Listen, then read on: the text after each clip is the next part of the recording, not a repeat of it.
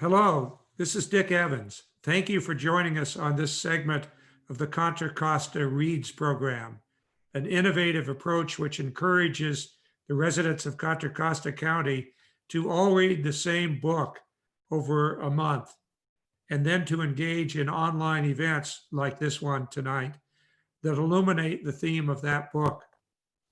Tonight's event is a narrated slideshow by Kathy Chen Leong, an award-winning journalist, and me about our newly published documentary photography book, San Francisco's Chinatown. This book was 3 years in the making and is the culmination of over 5,000 photographs and over 100 interviews. It is a nonprofit project that we did in partnership with the Chinese Culture Center and Berkeley-based nonprofit publisher Heyday. 100% of the revenue is from book sales go to these two very worthy organizations. Before starting the slideshow, I would like to share a short 2-minute video trailer of the book with you.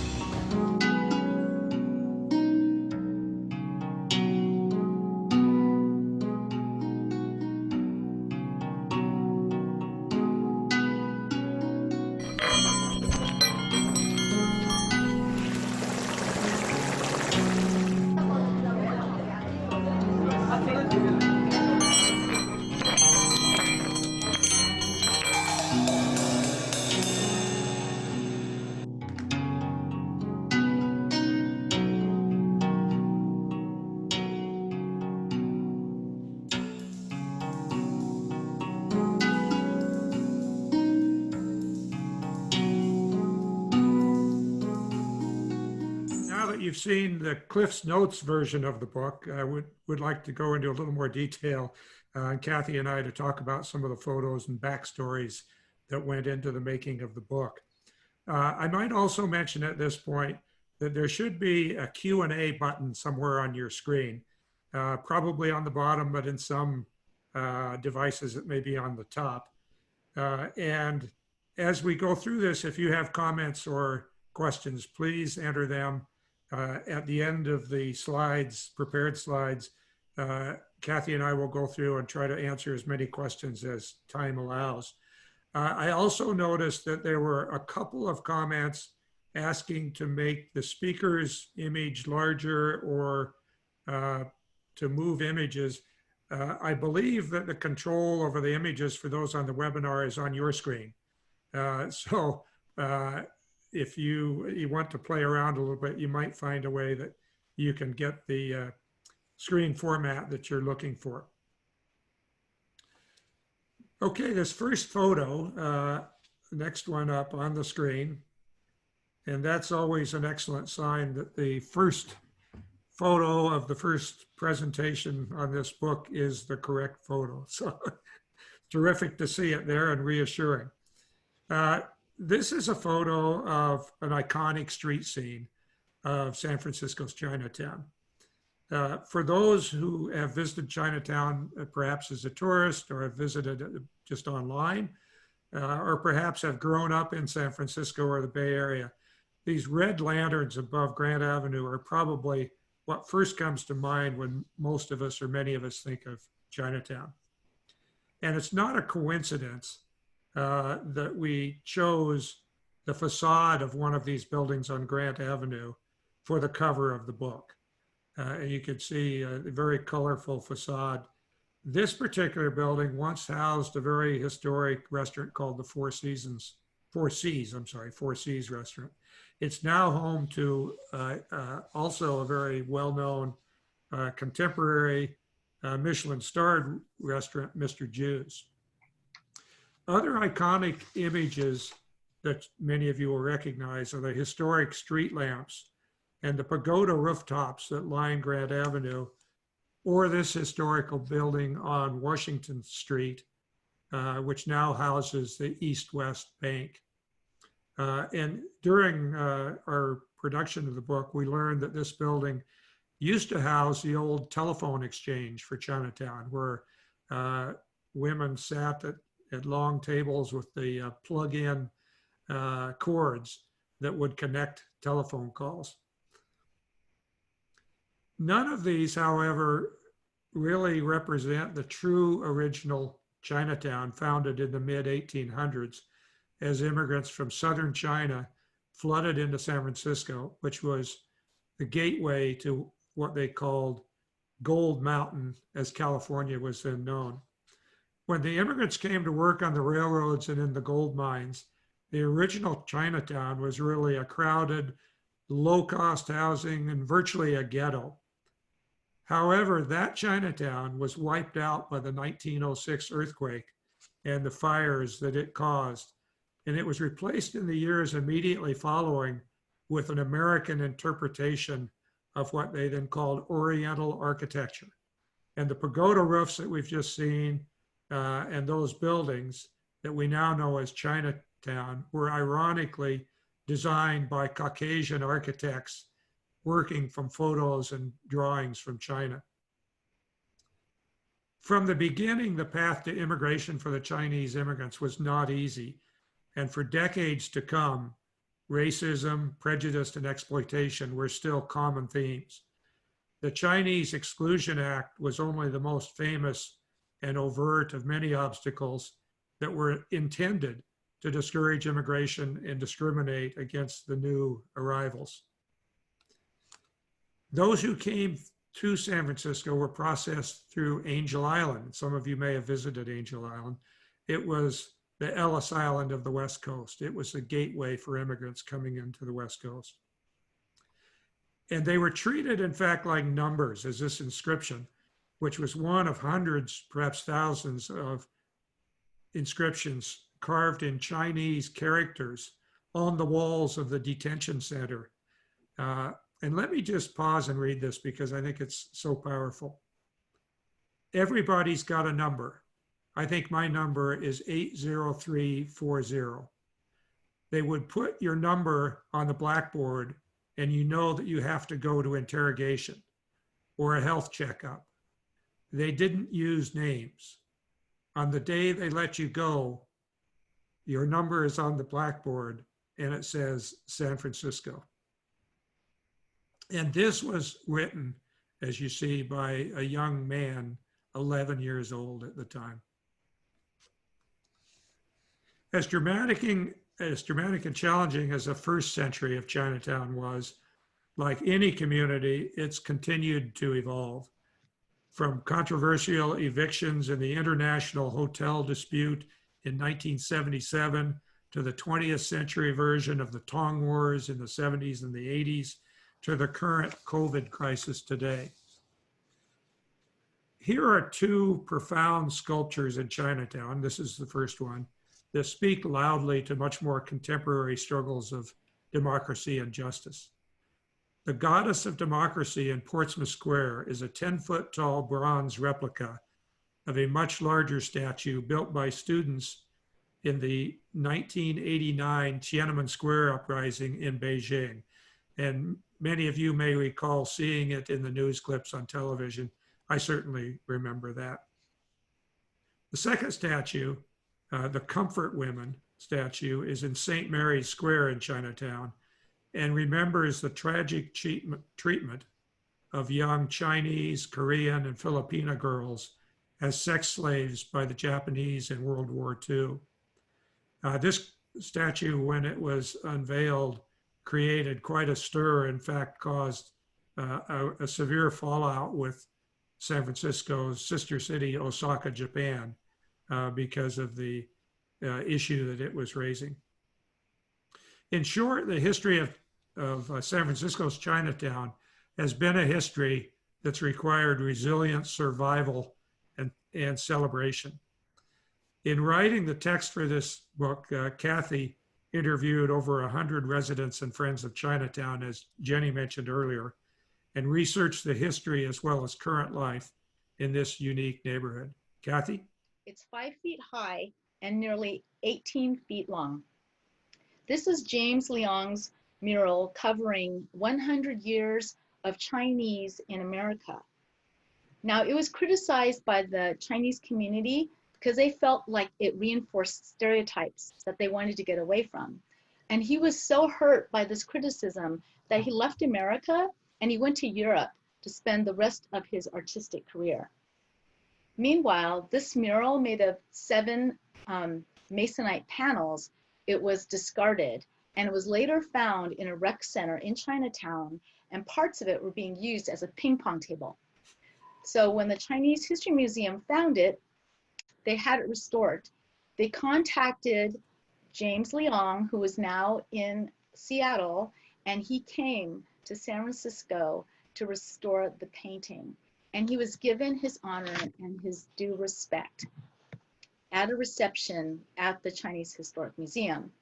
And this was so wonderful because a few years later, he passed away. In front of the James Leong mural on the left is Sue Lee. She's an expert in all things pertaining to Chinese American history. And so what's the significance here? Well, like a detective, she recovered a set of 12 extremely rare watercolors by the late artist Jake Lee. And here is one showing factory workers making shoes in the 1800s. At that time, Chinatown was a light industrial center. Now the original paintings, all 12, hung in the exclusive Khan's Chinese restaurant, a very elegant restaurant in Chinatown. And when it was sold in the 1990s, the paintings mysteriously disappeared until Sue hunted them down. She asked everybody where they went. She went on every kind of lead possible. Some were abandoned in a busboy's garage. Others were sold at auction, but she reunited all of them. And these rare works depict harsh realities, yes, but also joyous times, such as this parade during early Chinese American history. Kathy mentioned Khan's restaurant, and I imagine some of you may remember Khan's. We were living in the Bay Area in the 1970s, and I certainly do. If we brought our family, we were living in the East Bay, and if we brought our family into Chinatown, we would usually go to the Empress of China. But if we had important business guests or visitors, we would take them to Khan's for a very nice dinner. The shared history of Chinatown led to a shared culture. And the biggest cultural event of the year is, of course, the Lunar New Year celebration. It's now a destination tourism event, and the week-long celebration, capped by the parade, is attended by hundreds of thousands of people annually. Lions and dragons abound in the mile-long parade, accompanied by floats and stilt walkers. In this next photo, you'll see a couple of the stilt walkers. These particular young men are from the West Portal Elementary School, dressed in Monkey King costumes. They've been participating for many years, the school has, and this young woman as well. Good luck gifts are distributed during Lunar New Year, and these are from 2019, so naturally they're little piglets. But Lunar New Year is not the only colorful Chinese custom or celebration. Others, like the Face Changer show, that you see here, or the annual Fall Moon Festival are also equally bright and vibrant and entertaining. Today, if Bruce Lee was alive, he would be 80 years old. And this is very important because before he came on the scene in the late 60s and early 70s, Chinese males had no role models. On movies and television, they were cast as extras. They were houseboys, evil emperors, or disposable railroad workers. White people played Chinese with taped eyes or spoke English in stereotypic Chinese accents. But Bruce Lee changed the life of this man on the left, Jeff Chin. When he was a boy, he was picked on because he was Chinese, and he wished he was white. Then one night, when he had a very difficult day, he looked at the poster of Bruce Lee on his wall, and he sensed that Bruce Lee was talking to him and telling him that there is hope. And he felt very encouraged by that poster and sensed that there was something to look forward to. From that day on, he told himself and he told Bruce that he would make him proud. Since then, Jeff has become one of the world's leading collectors, if not the leading collector, of Bruce Lee memorabilia. He has more than 10,000 items, including the original suit that he wore in the movie Enter the Dragon. Portions of his collection have traveled to museums all over the world, including the Smithsonian Museum in Washington, D.C. Francis also happens to be my cousin, who often tells us that his father, Ben Durr, used to spar with Bruce Lee as a teenager. We're here now at Skylon Memorial Park in San Mateo, and I would call it the Ritz-Carlton of cemeteries. Every year, Taoist priests and families come by the busload to honor Qingming, a holiday to respect dead ancestors. Dick and I got a tour of the manicured premises on a golf cart. The vistas are amazing, and on the website, you can even see aerial videos taken by drone so you can pick your plot with the best feng shui. Now, during Qingming, families burn fake money as a symbol for relatives to use in the afterlife. At this cemetery, Qingming is celebrated with a free lunch for all, entertainment, and even goodie bags for the children. What a contrast. In the 1800s, Chinese could not be buried in the same cemeteries as other races. They were pushed outside of San Francisco to the worst locations. But today, there's total freedom to choose where you want to be buried and even design your own headstone.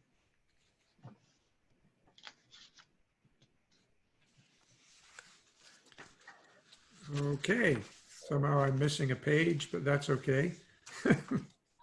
This is Tai Chi.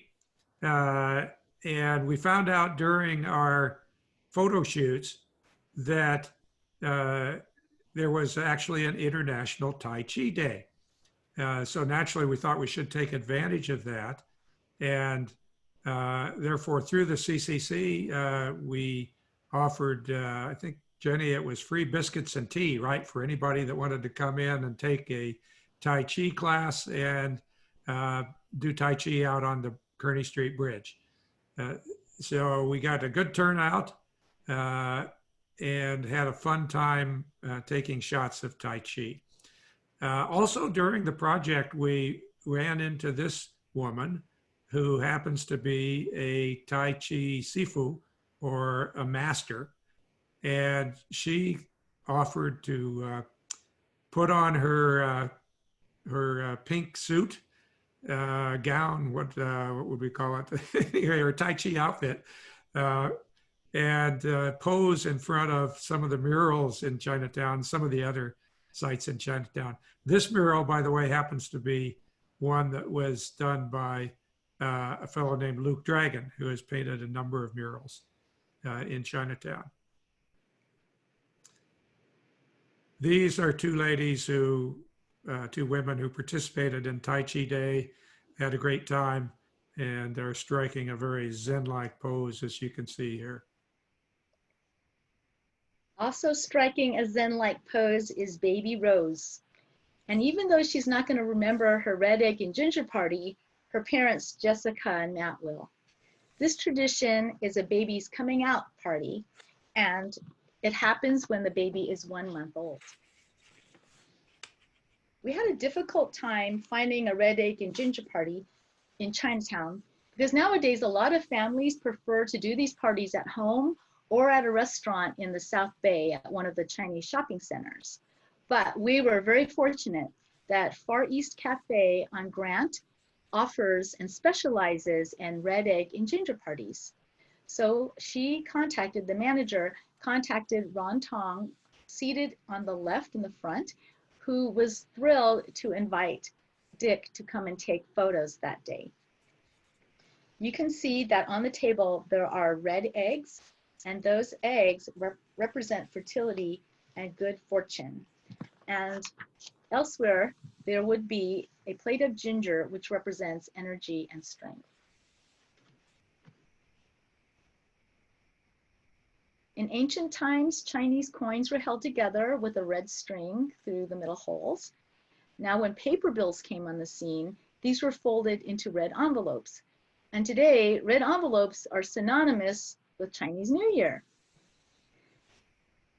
You see, the kids love Chinese New Year the most. You typically give 2 envelopes filled with 2 fresh bills to represent double happiness. So when I asked my nephew Tyler to pose with 2 hung bao filled with real money, he happily agreed.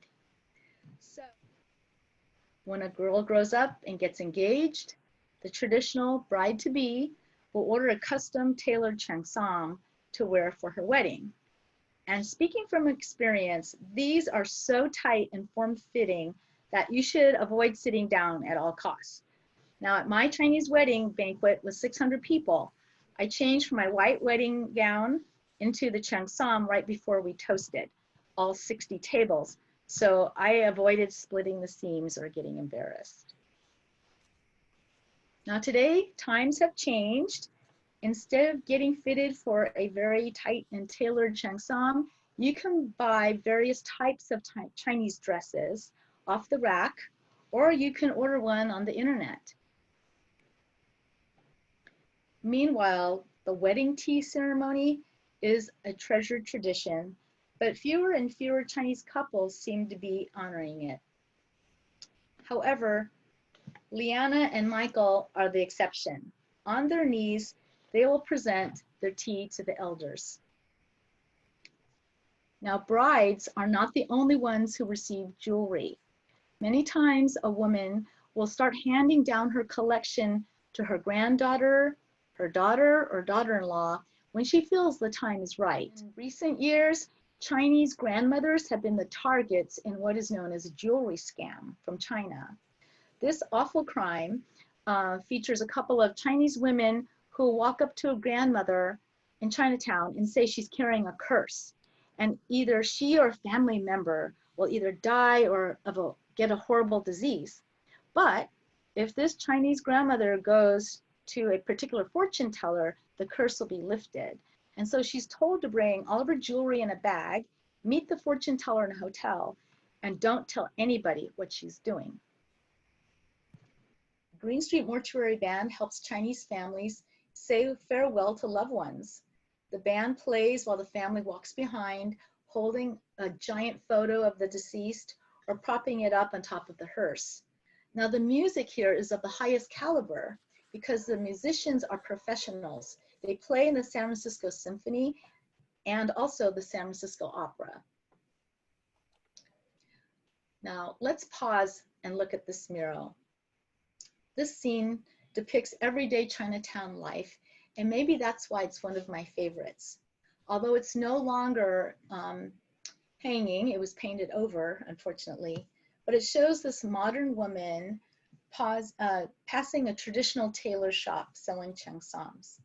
And on her wrist is a traditional jade bracelet that you can see if you look carefully. And it's probably from her mother or grandmother.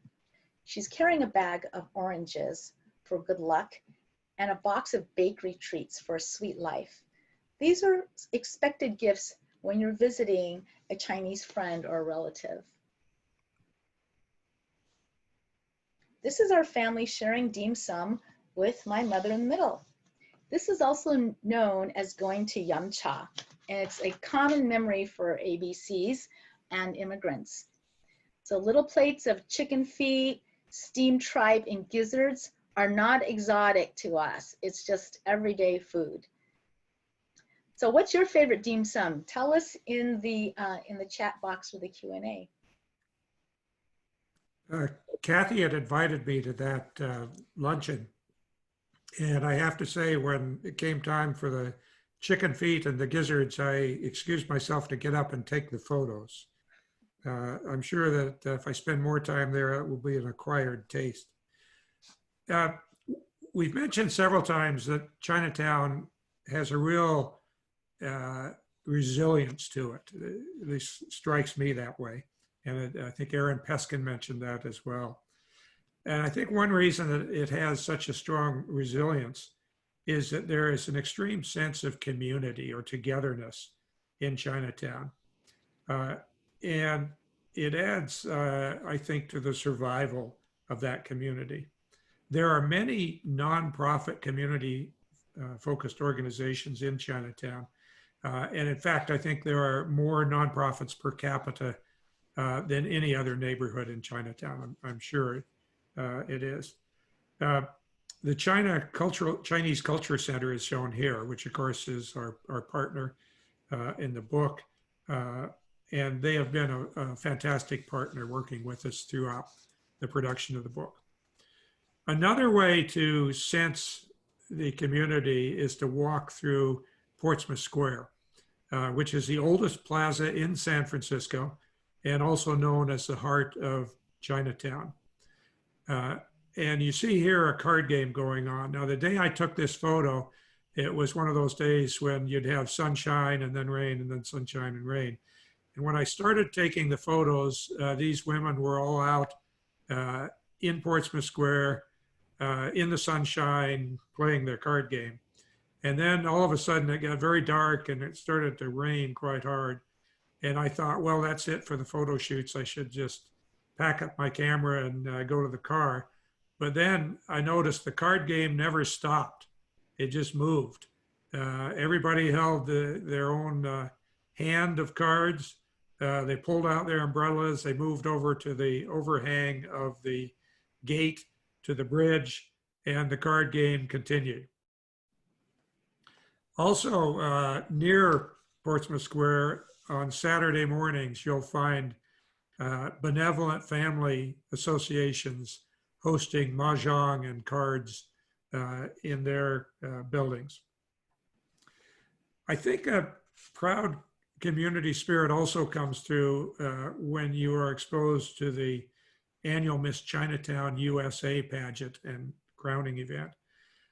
You might ask yourself, why is there a separate Miss Chinatown USA pageant? And the answer is that for decades, Chinese American young women were openly and secretly excluded from the broader Miss America and other similar pageants. This has changed now, but the Miss Chinatown tradition has carried on. Current contestants are not only judged on poise and beauty, they are also judged on achievement and contribution to the community. For example, this is Miss Chinatown 2019, Catherine Wu, who devotes time to Chinese bilingual education that you saw in the previous slide, but is also an Olympic level archer. The same reasons of exclusion and prejudice are the reasons why you see Chinatown having its own playgrounds, as you see here, its own YMCA, as you see here, because in decades past, the Chinese citizens of Chinatown were not welcome to YMCAs elsewhere in the city. Of course, this has all changed for the better, but it's still a very strong reminder of the past to see that there are a YMCA, the local playgrounds, and the Chinese hospital in Chinatown. Kathy, I think it's over to you. Yeah. You know, I'm really glad there's a YMCA that offers a safe place for children and adults because life is really hard when you're living in a home the size of a closet that's shared with 4 or more people. So welcome to single renter occupancy, or SRO living. Here, with no access to washers or dryers, you hand wash everything and you hang your clothes out to dry. You have no place for the kids to play or to do homework, and you have to line up to share kitchens and restrooms with your neighbors.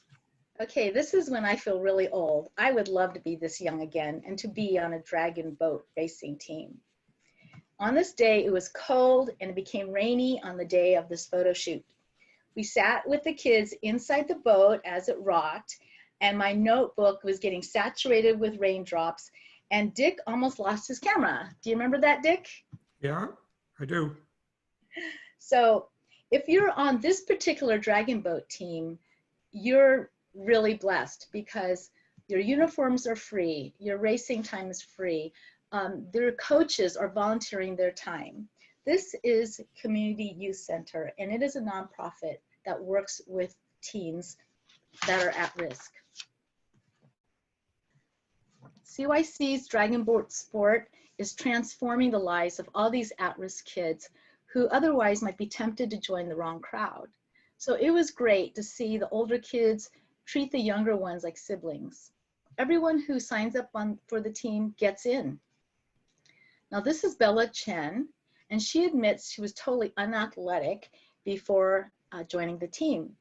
But now she's a team captain, and she says that the racing has honed her leadership skills and boosted her confidence, which is great to see.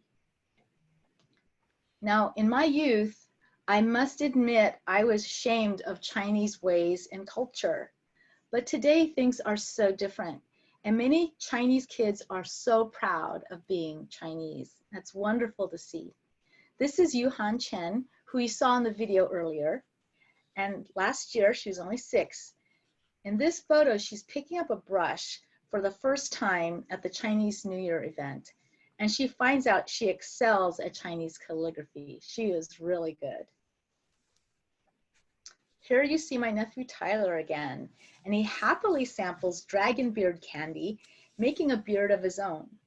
Now, dragon beard was originally dessert of ancient Chinese emperors, and it's made from a solid block of maple or syrup, and it's hand pulled like taffy to form thousands of strands. The dragon beard dipped in little bits of peanut is especially delicious. Have you guys ever tried it? Here we have 14-year-old Tanner Young, and he mixes customers a cup of boba tea at Dim Sum Corner, his mother's restaurant in Chinatown. Just this year, he started high school as a high school freshman. And during this photo shoot, Tanner's younger sister, Elle Young, happily posed for us all in Chinatown in her very cool purple rain boots as she played with her very cool purple umbrella. But after an hour, she kind of got bored with us and she got a little nervous. And so she said she wanted to find her mom. So she ran. So if you can imagine, it's a wet day and slippery sidewalks and running after a 7-year-old, it's not easy. But we caught up with her finally at her mom's restaurant. She was having a snack, happily sitting on a bar stool, swinging her little boot legs. So there are many things that happened during the filming of this book. Now, these colorful buildings aren't just ornamental. They belong to family associations, and maybe some of you out there belong to one. There's more than 200 in Chinatown. Back in the 1800s, if you landed in Chinatown, you'd look up your association based on your village or your last name. And then the association would help you secure a job and a place to stay. Many of the association rooms often feature shrines. And note that these association clubhouses are private. They're often used for mahjong playing by the members, monthly meetings, and they're not open to outsiders or tourists. So we were able to get in when we met a member who got permission for us to come inside and take pictures for the book. And this is extremely rare. A play called King of the Yees came to San Francisco last year. It was written by Lauren Yee. She grew up in San Francisco and spent many years attending the Family Association lunches and festivities. And in the play, she challenged this institution using both elements of humor and tenderness. This is Larry Yee, her proud father, and he got permission to show us the Yee family headquarters. And in the back, you can see all the past presidents. The largest family association is the CCBA, or the Chinese Consolidated Benevolent Association. It consists of more than 50,000 members all over the US and Canada. And these men here, they all rotate being president for 1 month at a time. The CCBA's represented the Chinese since 1882 by hiring their own lawyers and interpreters to obtain justice when someone in the community was maligned or frauded. And today, they continue to advocate for Chinatown. They partner with leaders such as Supervisor Aaron Peskin on the left and Police Captain Robert Yick on the right. Recently, they worked with officials to block marijuana shops from coming into Chinatown. Now, the largest problem facing all the associations today is future leadership. As you see, most of these are led by elderly men, and most of their sons are not involved. So what's going to become of the Chinese associations, we'll find out 10 years from now or 20 years from now. Great-grandmother Cecilia Chang is famous. She's internationally known as the Julia Child of Chinese cooking.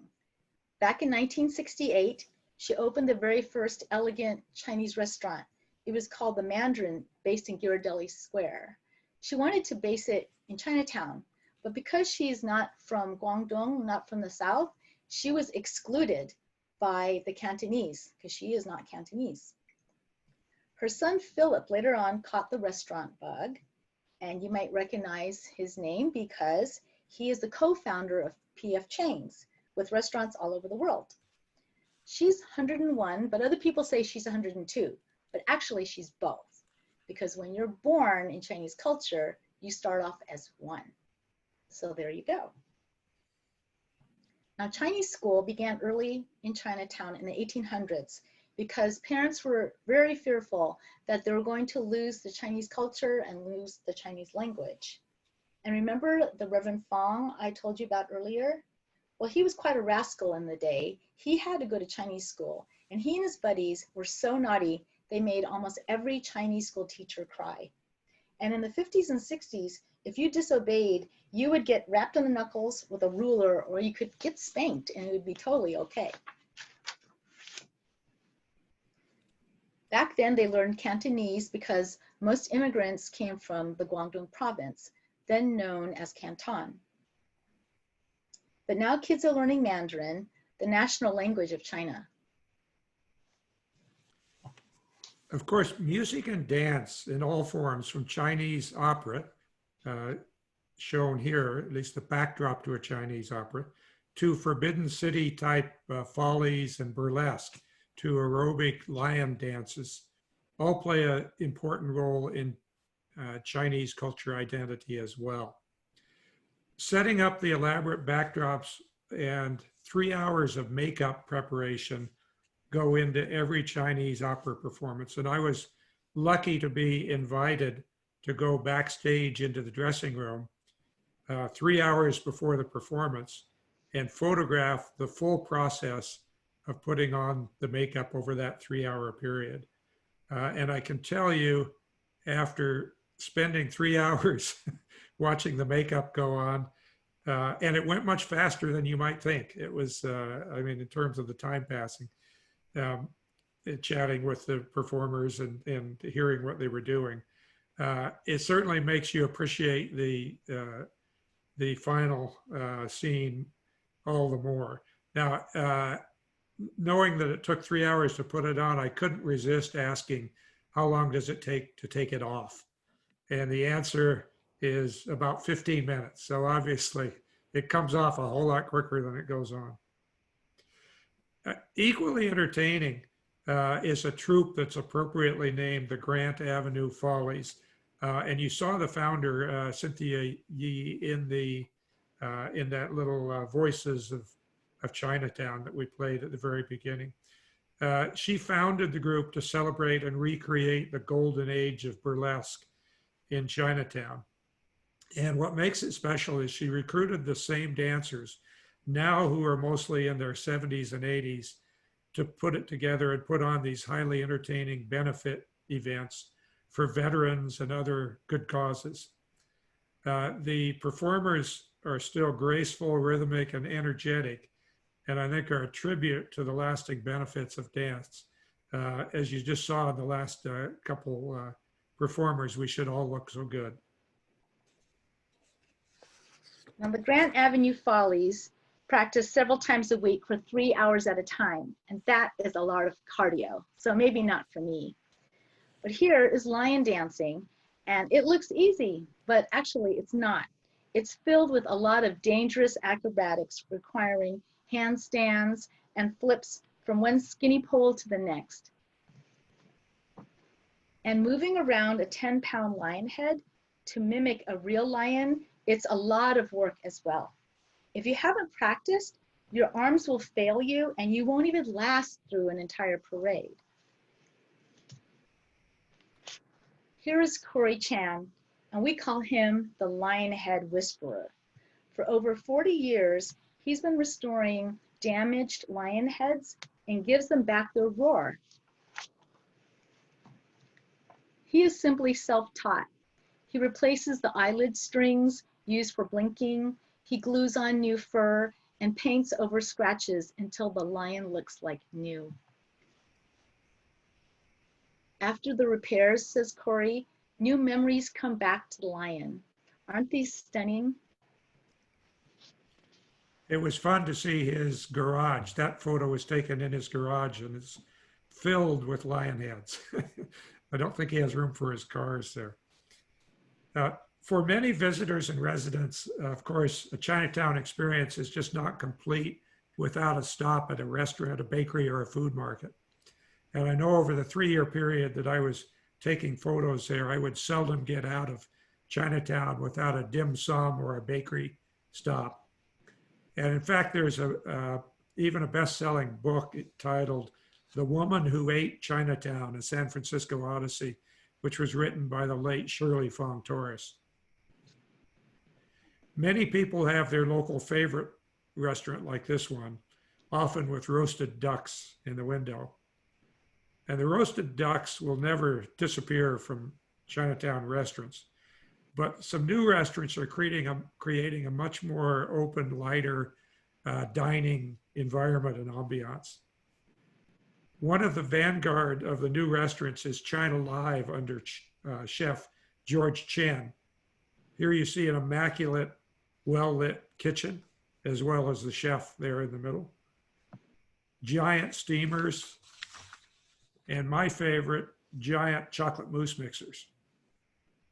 China Live also offers a very unique upscale dining experience in a separate room upstairs called 8 Tables, which literally has 8 little rooms with 1 table each. And there, a prefix meal with drinks can easily run about $300. An equally upscale restaurant is a Michelin-starred Mr. Jew's, with its striking contemporary ambiance and the precise dishes that it serves. And of course, there are many other new restaurants and emerging young chefs, including this one with Kathy Fang at her restaurant, Fang, shown here. Now I found out that Kathy Fang is a Food Network celebrity. She's won the Chop TV show competition twice, and she's worked really hard to develop her skills and showcase her talents. However, most people in Chinatown are not in the limelight. This happy employee works at Mo Li Xingqi, a business that's over 100 years old, spanning 7 generations. It's just a little hole in the wall on a side street. It sells dried duck, dried sausages, dried chicken thighs. Think of it as Chinese charcuterie. Yum. Raise your hand if you ever had dried salted fish or hongyi. I love it. I love it when it's made with steamed over rice in a rice cooker. And this is a precious food memory for me. When I stayed at my grandmother's studio apartment near Chinatown, Papa would prepare this for breakfast. Do you have a Chinese food memory? Share it with us in the Q&A box. In addition to the restaurants, it will not surprise you that entrepreneurs and small family businesses are the lifeblood of Chinatown's economy. And I don't think anyone is more entrepreneurial, harder working, or determined than 82-year-old Tain Chen, who founded, owns, and operates the Walk Shop on Grant Avenue. Even during the recent COVID shutdown, when I contacted her, she was working 6 or 7 days a week, handling online orders and keeping the lights on. You saw her in the opening clip. The variety of small businesses in such a compact space is legend, from an herbalist to florist to dress designer to studio photographer and acupuncturist. In fact, if you think about it, it's everything that a community needs to be self-sufficient, because throughout Chinatown's history, as we've talked before, it had to be self-sufficient. Other small businesses cater especially to tourists, like the Kite Shop here, gourmet tea tasting rooms, or a very traditional jade carvings boutique. And similar to the restaurant scene, there's been a recent emergence of upscale, more contemporary clothing and gift shops, like the gift shop here at China Live, created by Cindy Chen, George Chen's wife. Or the chic new retail space, Kim plus Ono, which is a clever play on words for kimono. And here, this is Kim plus Ono again, last year hosting a Crazy Rich Asians dress up theme for the Moon Festival last year. Finally, this is the closing image.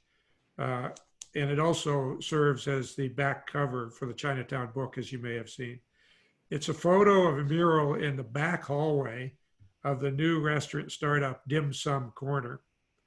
The graphic art vibe of the mural, paired together with the traditional red dress, the modern camera, and the confident contemporary young woman, I think are a perfect representation of what San Francisco's Chinatown is today: confident, contemporary, and looking ahead.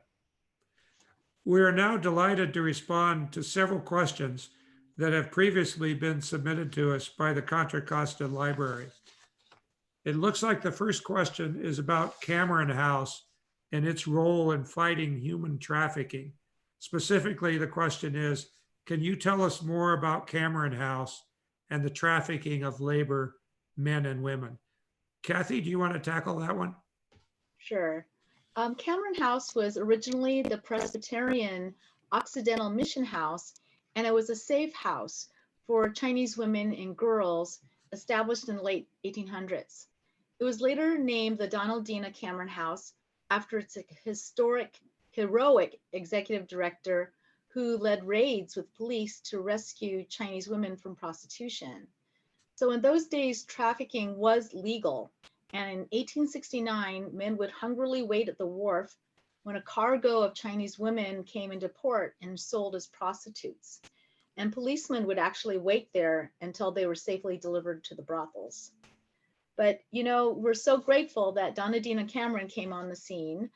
She would come and rescue girls on her own or with police. And through her tenure there, as many as 3,000 women and girls were rescued during that period.